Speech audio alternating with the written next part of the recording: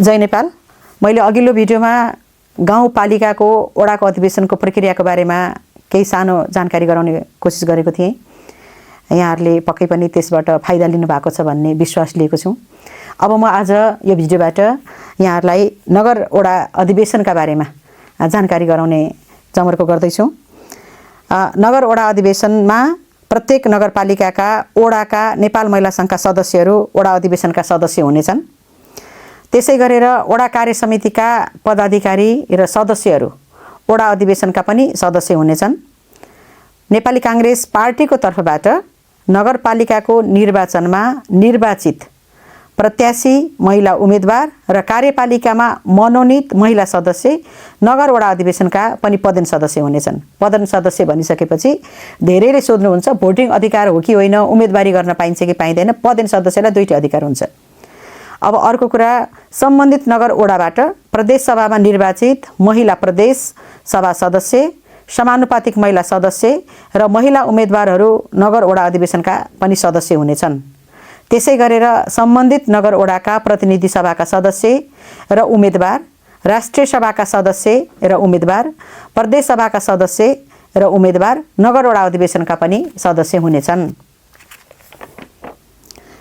अब नगर वडा अधिवेशन सम्पन्न गर्दै गर्दा नगर वडा अधिवेशनले त्यसको काम कर्तव्य र अधिकारभित्र नगर वडा अधिवेशनले आफूभन्दा माथिल्लो तहको चुनावको लागि अधिवेशनका लागि समानुपातिक समावेशिताको सिद्धान्तलाई मध्यनजर राखी दलित, अपाङ्ग, अल्पसङ्ख्यक, लैङ्गिक अल्पसङ्ख्यक समेतबाट मध्येबाट एकजना सहित 5 जना क्षेत्रीय प्रतिनिधिहरूको निर्वाचन गर्छ।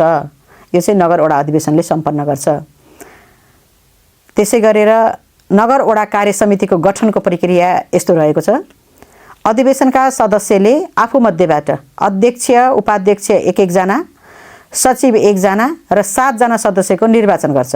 यो गाउँ वडा अधिवेशनको समितिभन्दा अलिकति केही ठुलो अधिवेशनको व्यवस्था प्रावधान विधानमा गरिएको छ। त्यसै गरेर निर्वाचित अध्यक्षले निर्वाचित सदस्य मध्येबाट उपाध्यक्ष 1 जना, सचिव 1 जना, सहसचिव 1 जना र कोषाध्यक्ष 1 जनाको पनि मनोनयन गर्ने प्रावधान छ। अध्यक्षले समानुपातिक समावेशिताको सिद्धान्तलाई मध्यनजर राखी अधिवेशनका सदस्य मध्येहरूबाट 5 जना सदस्यलाई सदस्य पदमा मनोनयन गर्ने प्रावधान छ। वडा कार्य समिति, नगर वडा कार्य समिति 15 सदस्य हुन्छ। गाउँ वडा कार्य समिति 11 सदस्यको थियो, अहिले नगर वडा कार्य समिति 15 सदस्यको हुनेछ। धन्यवाद। जय नेपाल।